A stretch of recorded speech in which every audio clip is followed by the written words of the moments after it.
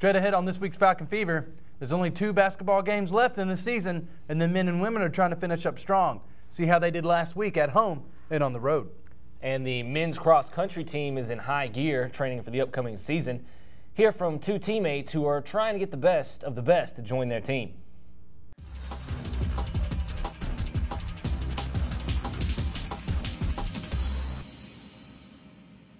Welcome to this week's Falcon Fever. I'm Daniel Vest. And I'm Coleman Sears. The new baseball season is in full swing, and since we last met, the guys have played 5 times. The first of those games was a February 16th match with West Georgia, and the Falcons fell behind very early and couldn't recover as they dropped the match 11-1. Will Dismukes picked up the loss, going 5 1/3, giving up 4 earned runs. Offensively, UM got contributions from Jeremy Boyd, Heath Peterson, and Scotty Deason, who each had a hit. Boyd drove in the lone Falcon run. The baseball team stayed busy after the West Georgia match last week by taking on 15th-ranked Northern Kentucky in a 3-game homestand February 19th and 20th. The Falcons fought hard, but unfortunately lost the series 2-1. The baseball team faced the Norse in a doubleheader the 19th on their home field. In Game 1 of the doubleheader, Josh Headley and Jeremy Boyd led the offense. Headley went 2 for 4 and had a double, 2 runs. He scored 2 runs and 2 RBIs, while Boyd went 1 for 5, scoring a run and batting in 2 on his second triple of the year. The Falcons outlasted the Norse, though, with the game tied 3-3 in the top of the 6th. Northern Kentucky scored 5 runs, busting the game seemingly wide open. But in the bottom of the inning, the Falcons posted 3 runs and got back in it. UM would only tack on 1 more run the rest of the game as NKU added 3 more in the 7th, 4 in the 8th, defeating the Falcons 15-7. Michael Shreves lasted 5 innings and struck out 3 in his second loss of the season. Game 2 was an entirely different story for the Falcons. They were able to bounce back from their Game 1 defeat and win by riding one of the best pitching performances of the season in senior Kyle Butler, as he lasted 8 innings. He gave up only 4 hits and fanned 10 Norse batters to pick up his first victory of the season. Josh Dabbs got things running for the Falcons by hitting a solo home run in the 2nd. He went 2 for 5 on the night. The Falcons added to the lead in the bottom of the 3rd inning by scoring 6 runs off 6 hits against Norse pitcher Justin Schultes. Offensively, 6 UM batters had at least 2 hits. Excuse me. Last week's Falcon Fever Player of the Week, Heath Peterson, was 3 for 5, scoring 2 runs and driving in 4. Austin Dubberly also had a decent game, going 3 for 5 at the plate with a double and 2 RBIs. The Falcons easily took down Northern Kentucky in the match 13-2. Coming into Sunday's match, UM was looking to build off their victory in Game 2. Game 3 ended up being a back-and-forth slugfest, which started on a 4-0 Northern Kentucky lead in the bottom of the 4th. Montevallo scored 5 runs off 3 hits and a couple of Norse errors in the frame to give UM the lead. Down by 3 runs in the bottom of the 9th, the Falcons were able to push 2 across home, but a fly ball to right field ended UM's chances of completing the comeback, losing 12-11. Senior Joey Noro gave 6 good innings, but Alex Guilford picked up the loss, lasting just a third of the 7th inning, dropping his first decision of the season. The Falcon bats were led by first baseman Heath Peterson, who went 2 for 4 at the plate, walking once, scoring twice, and driving in 1. Blaine Rosenberg had a team-high 3 RBIs, while only going 1 for 5 at the dish. The guys wrapped up a home game Tuesday night, February 22nd, against 27th-ranked North Alabama before they head on the road. The Falcons used a huge 2-run homer in the 6th from senior Josh Dabbs to propel UM past in-state rival UNA 8-4. Dabbs also went 3 for 5 at the plate, scoring 3 runs and batting in 3. His homer was the 3rd of the season. Austin Dubberly had a solid day at the plate, going 2 for 3 with 2 RBIs. Alex Guilford rebounded nicely from his NKU loss by pitching in 6 1/3 innings, giving up 3 earned runs over 9 hits and striking out 5. The Falcons improved their record to 6-5 overall with the victory. When it comes to America's favorite pastime, the love of baseball is alive and well here at Montevallo. With a new head coach and a good outlook on the season, the men's team is ready for a busy 2011. We're just tough kids. Coach Rose came in the fall and said we had to change the culture immediately, and I feel like we've done that. We He's really stressed getting hit by pitches, which we do a great job of doing. I think right now we lead the conference in hit by pitches by a ton, and we worked really hard over there on that field running, and he killed us, but in the end it's going to work out for the best. Toughness, just not giving in, winning each at bat, one pitch at a time and one out at a time. We've got a really good team. We got a lot of good talent, a lot of good players. I think one of the big things for us is that we have to continue to play small ball, continue to do the right things, do small things, and make things happen. We don't have a lot of huge hitters, but we've got a lot of guys that can hit, a lot of guys that are talented. Having the support of the students is a big thing. I mean, you come out to a game on a Saturday afternoon and you see more students in the crowd. It gives you a little more motivation to go out and play. It gives you a little more drive to go out and play, and just to know that your student body's behind you, is a positive thing. Really just, I would say just conference play. Conference play comes up in a few weeks, and those are the games that really matter the most. So I guess we're just looking forward to getting in conference and competing in the Peach Belt and trying to make our way to the conference tournament. I think the biggest thing is just competing, just 100% all the time, like never giving up. Even when you're winning by 10 runs, losing by 10 runs, whatever the circumstance, just completely all out, just battling, competing, and just playing your hardest no matter what the circumstance. The men's baseball team hit the road for their next 3 games against defending national champion Southern Indiana, February 25th through 27th. The guys will return home on March 2nd for a match versus Stillman College at 6 p.m. All right, Daniel, the men's basketball team's got their last couple games coming up tonight. What do you think their chances are at the PBC tournament this year? It should be really good. They've had it, especially coming in tonight, they've got 2 PBC games left, 11-3 in Bank Trust. If they can pull that out tonight, they've got a real good shot in the PBC tournament. What do you think? Well, I just hope they come in and they make it to it and we can host a game here at home. Yeah, it'd be nice. We got a real young team. They can do it. That's right. There's only 1 game left to be played in the SAC for the men's and women's basketball teams for the 2010-2011 season. Coming into the most recent home match with North Georgia, the Falcons men's team was 10-4 in Bank Trust Arena and hoping to ride that success. To Bank Trust Arena we go. Falcons needing to win to keep their hopes alive of hosting a PBC tournament first round game. Antoine Davis, as you saw there, and Javon Jackson, who you'll see in one right there, both had good games for the Falcons as they took on the Saints. Davis gets it along the wing and feeds it inside to Jackson, who turns and realizes he has no one around him except Elijah Smith one-on-one. He makes a brilliant move and lays it in for 2 of his 9. Here, Davis takes the pass from Tyron Gordon as he draws the triple team and blows by a couple defenders, getting the layup in just before it swiped out of the air. He had a team-high 20. Here, Ryan Westbrook zooms by defenders and lays up his shot with a right hand. He finished with 8, and the guys would pull out the home victory, winning narrowly 59-56. Along with 20 points, Davis added 8 rebounds and 3 steals on the night. The Falcons shot 41% from the field in the win and kept their hopes alive for the home tournament game. On February 19th, the men's team traveled to Morrow, Georgia to take on the Lakers of Clayton State in a late-season conference matchup. Both the teams struggled on the offensive side of the court, both only averaging 35% from the floor. The Falcons were led by DeMarcus Catchings, who scored 14 points and grabbed 7 boards. Jonas Brown added 12 and had 5 rebounds, and senior R.J. Sievertsgaard led the team in rebounds with 10.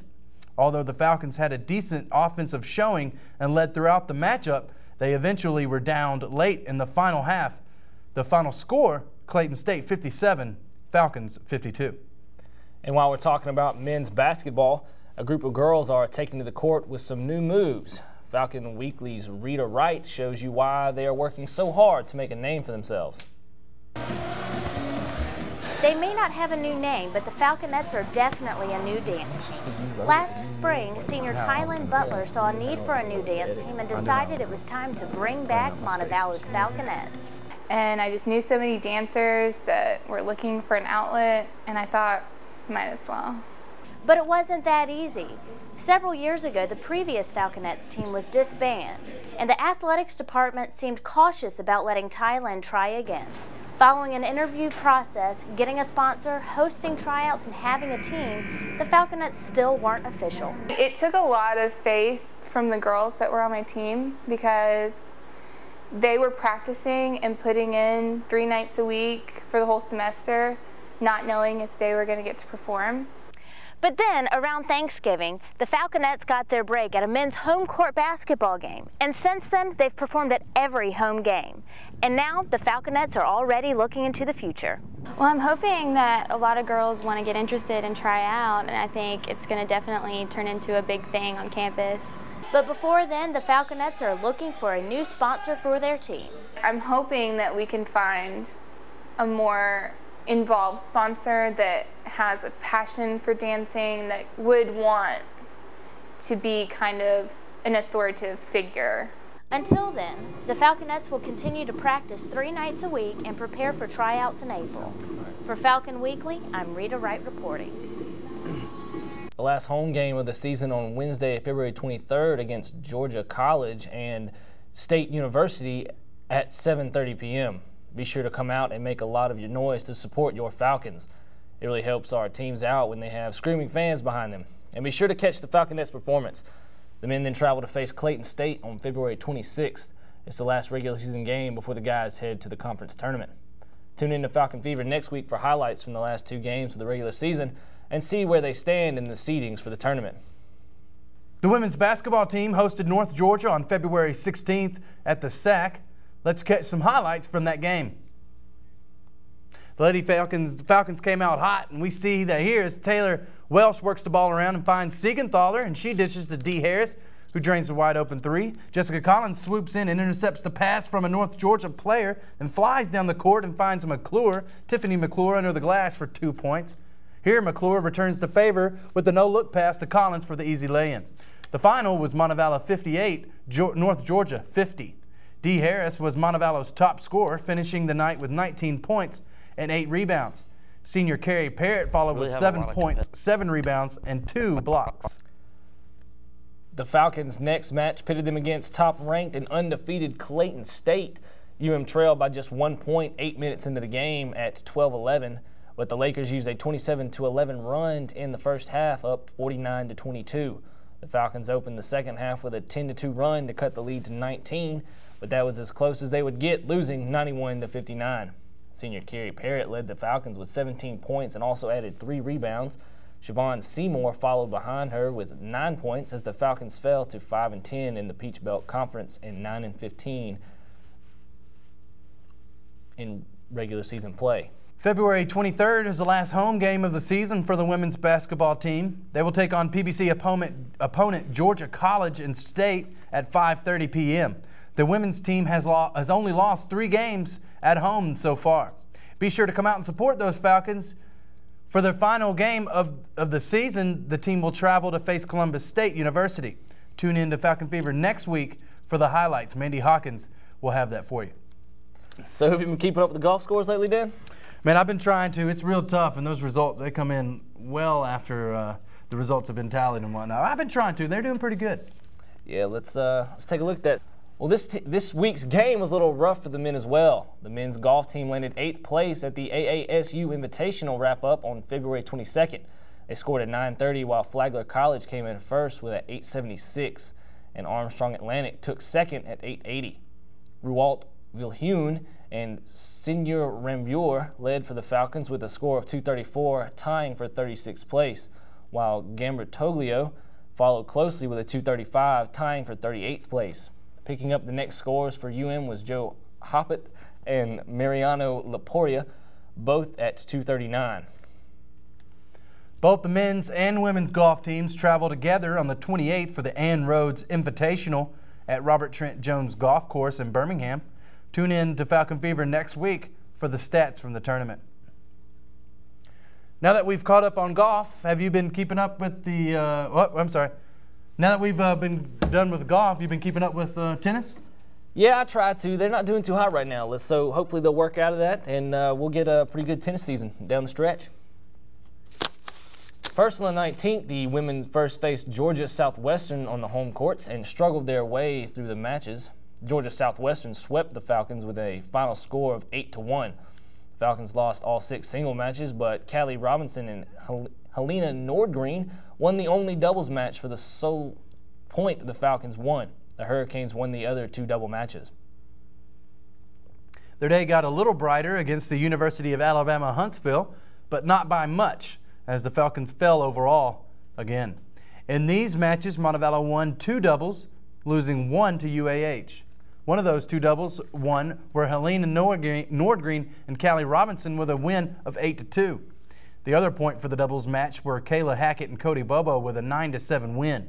The singles matches are a different story, as Montevallo lost 5 of the 6 matchups. Freshman Kayla Hackett won the Falcons the sole singles match 2-6. The final score, Montevallo 3, UAH 6. The tennis team's last home matchup was against Columbus State on the 20th, and this one was a heartbreaker as Columbus State ruled the Falcon court. The Falcons couldn't put up 1 win on the board as Columbus State won all 3 doubles and all 3 singles matches. This puts the Falcons' overall ranking or overall record at 2 wins and 4 losses. The tennis team has several matches coming up this week to help turn things around for the team. They travel to West Florida February 23rd. On February 25th, they travel to Fort Valley State. On February 26th, they travel to North Georgia. And finally, on the 27th, they travel to Lander. Next month, the tennis team has several home games. Be sure to come out and support your Falcon tennis team. The tennis team's doubles duo of Helena Nordgreen and Callie Robinson are our players of the week.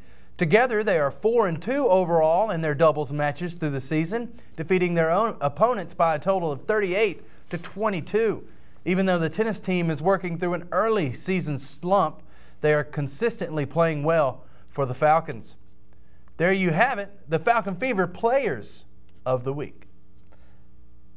The track team has been training hard for their upcoming season, and the coaches hit the recruiting trail. So let's see how all this work has paid off. Really have a lot of competitive runners. We do have, as a new team, we have upperclassmen that have some more experience, and they're stronger and they're really good. And then also we just have a bunch of freshmen that have a lot of opportunity to get better and fast. 2 University of Montevallo cross-country team runners were named to the USTFCCCA Division II Women's All-American Cross-Country Academic List for the 2010 season. Sophomore Haley Evans and junior Catherine Schofield were named to the list. To qualify for the team in Division II, the student athlete must have a cumulative GPA of 3.25 or higher. The Falcons were one of 6 PBC conference teams to place runners on the list. Well, looks like that's all the sports we've got for you this week. Tune in next week for all your Falcon Fever coverage. And remember, if you've got any pictures of Montevallo sports on the road or any video, send them to umfalconfever@gmail.com. You might see them next week. And don't forget, you can always check out any past Falcon Fever episodes on the Montevalloforyou channel on youtube.com. You can also check out the Montevallo MBS channel on youtube.com. And don't forget to catch the fever.